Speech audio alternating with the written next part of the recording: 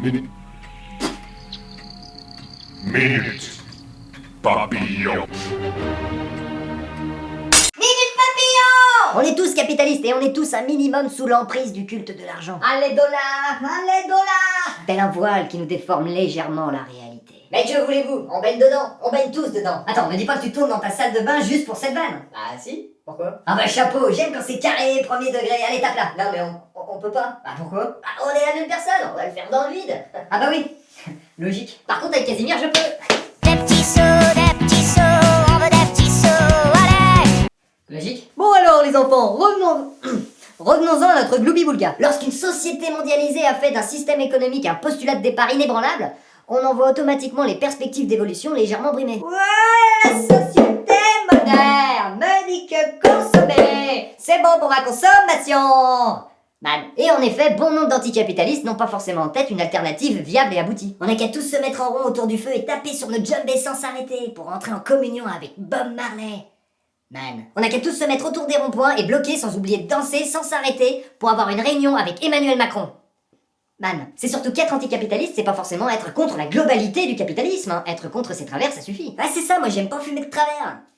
Tout à fait, le capitalisme en ce moment, on l'a en travers. Ne pas accepter que la recherche de profit, la concurrence et la croissance économique soient des valeurs fondamentales de notre société. Ne pas accepter les inégalités économiques, ni l'égoïsme systémique que cela entraîne comme une fatalité. Sans oublier la propriété privée des moyens de production qui divise la population en deux classes sociales bien distinctes, la bourgeoisie et le prolétariat. Ah, bienvenue sous mon aile, petit communiste. Et non, pourtant, on peut justement se sentir anticapitaliste sans pour autant être communiste, trotskiste ou anarchiste. On peut juste être de ceux qui trouveraient logique qu'il devrait y avoir une meilleure répartition de l'argent. Pour qui? Pour les pauvres? Mais ce ne sont pas des personnes, voyons, juste des outils de production. Tout comme on est presque tous capitalistes, on est quasiment tous aussi un petit peu anticapitalistes. Enfin, hormis quelques éternels défenseurs qu'on pourrait appeler des capitalistes professionnels ou pro-capitalistes. Non, grâce à ma fusion avec le libéralisme, je suis devenu un super capitaliste.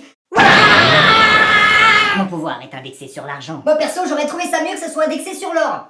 Ça aurait été un minimum plus stable. Mais bon, je dis ça, je dis rien.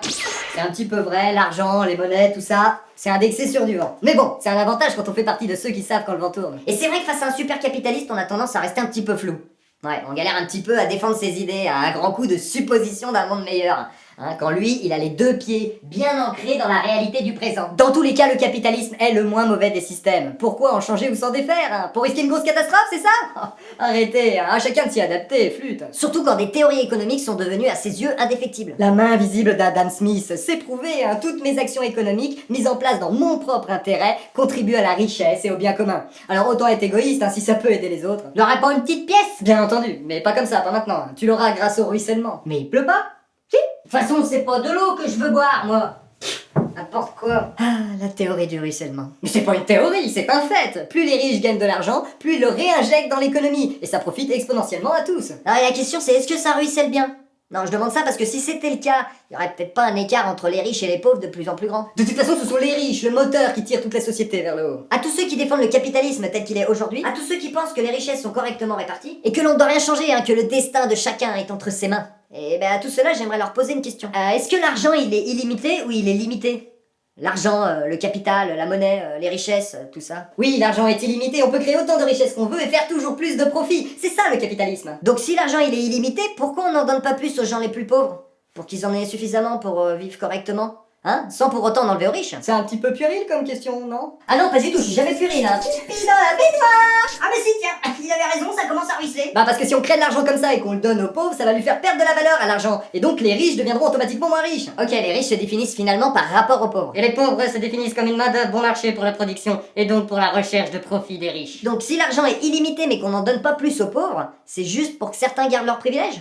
Par pur égoïsme de leur part, c'est ça? Non mais ça marche pas comme ça, de toute façon l'argent n'est pas illimité, il est limité, on peut pas en créer autant qu'on veut comme ça. D'accord, mais si l'argent est limité, pourquoi on le répartit pas mieux? Encore une question puérile, chapeau. Je sais pas, mais si par exemple à chaque repas on avait 5 morceaux de pain pour 5 personnes, ça paraîtrait logique que chaque personne ait son morceau de pain.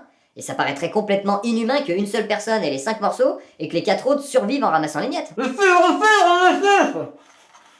Enfin, s'il y a des gens plus faibles ou des enfants, on peut évidemment leur en laisser un petit peu plus que les autres. Mais j'ai pas l'impression que ça se passe comme ça dans notre société. C'est même peut-être un peu l'inverse. Non mais là c'est n'importe quoi, de toute façon j'ai de quoi me payer tout le pain, donc la question se pose pas. Et surtout je me dis que si l'argent est limité, Ça veut dire que si j'en gagne plus que d'habitude, je prive donc d'autres personnes de cet argent. Si je deviens riche, il y a de grandes chances que ce soit sur le dos de nouveaux pauvres, ou en rendant des pauvres encore plus pauvres. Non, ça peut être aussi en prenant de l'argent à d'autres riches, de Nottingham ou d'ailleurs. Malheureusement, vu l'écart toujours grandissant entre riches et pauvres, j'ai peur que ça se passe rarement comme ça. Putain, mais pourquoi on me fait jamais confiance? C'est les colons, c'est ça? Un exemple semi-métaphorique. Quand tu gagnes à un jeu d'argent ou de hasard tel le loto, et ben c'est finalement en rendant plus pauvres tous ceux qui ont perdu. Et c'est généralement des gens défavorisés. Attends, mais si tu joues pas et gagnes pas, ça leur rendra pas pour autant leur argent. Alors, c'est mieux sans pantalon? Ok, donc c'est quoi ta solution? Faire comme lui il l'a dit? C'est ça? Non, certains méritent sûrement de gagner plus et de vivre mieux par rapport au travail qu'ils engendrent, par rapport à ce qu'ils apportent à la société. Oui, une société basée sur le mérite, on est en plein dedans. Je crois pas, entre le lieu de naissance, la famille, la communauté et une belle part de chance, tout n'est pas dû au mérite. Oui, parmi ceux qui n'en ont pas branlé une de toute leur vie, il y a aussi bien d'un côté ceux qui pètent dans la soie, que de l'autre ceux qui chient dans les baignoires. Désolé. Ce que je veux dire, c'est que rien ne justifie de si grands écarts de niveau de vie entre riches et pauvres.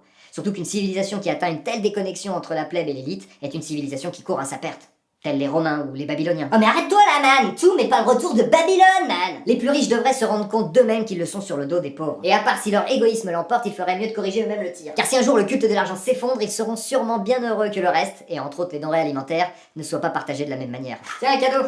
Ça va te servir.